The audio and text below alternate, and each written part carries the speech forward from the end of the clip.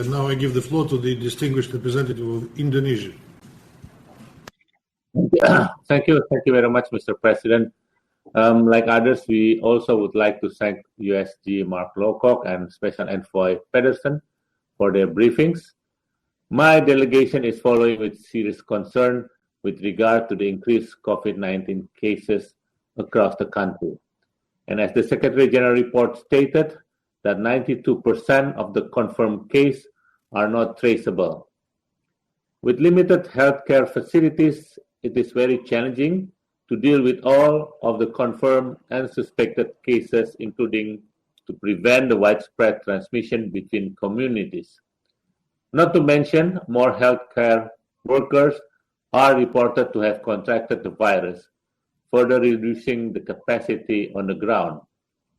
The already vulnerable Syrian people are not only facing the pandemic, but also dealing with the impact of economic downturn with increased food insecurity and the risk of acute malnutrition. Not to mention having to live every day surrounded by the threat of violence in some areas of the country. Now, Mr. President, in this context, my delegation wishes to highlight three pertinent points.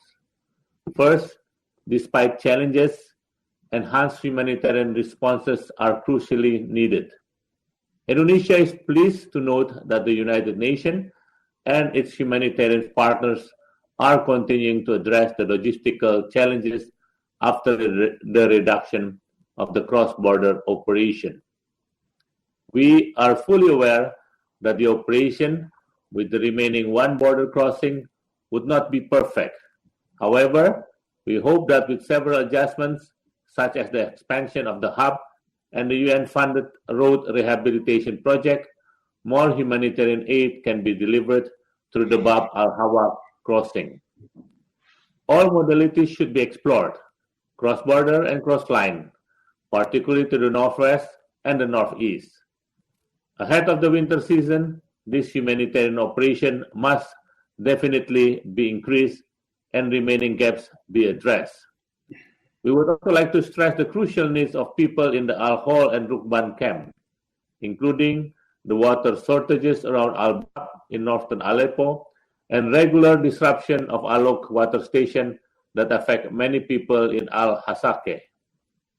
Once again, Indonesia echoed the appeal of Mark Lowcock and urges all relevant parties to ensure an immediate, safe, and unimpeded humanitarian access for United Nations humanitarian envoys to all areas and population in need across Syria. No politicization, only saving lives. The second point is sustaining calm is one of the vital priorities. We are alarmed with the ongoing violation of the ceasefire agreement in the Idlib de-escalation area. Although the ceasefire continued to largely hold, any tension has a serious risk that might lead to an escalation. We regret recent military activities in Idlib and urge all parties to cease attacks.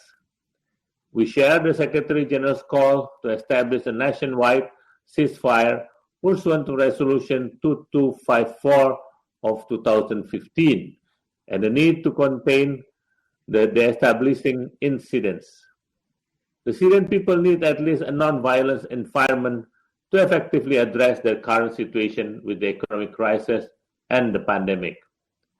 Humanitarian activities depend on all parties' firm commitment to respect ceasefire agreement and to exercise maximum restraint as well as under international humanitarian law to protect civilian and civilian infrastructure. The third point is advancing political process pursuant to Resolution 2254 of 2015, which is indeed imperative. We thank Special Envoy Pedersen for continuing his active engagement with all key parties, including his recent trip to Damascus. I share what Special Envoy Pedersen stated earlier on the Constitutional Committee, that it is important for Syrian parties and international players to build trust and confidence. Step by step and gradually, developing a wider political process to implement Resolution 2254. Step by step and gradually, while at the same time making sure that all parties are aiming for substantive and concrete results for the sake of the Syrian people. We fully support all the efforts of Envoy Pedersen. And Indonesia also believes that at this stage, the Constitutional Committee needs to advance its substantive works with the facilitation of the United Nations. We therefore sincerely hope that the next committee's meeting in Geneva will soon be materialized.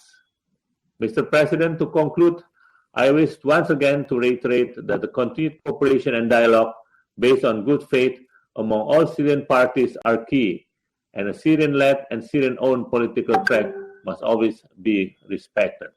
I thank you. I thank the distinguished representative of Indonesia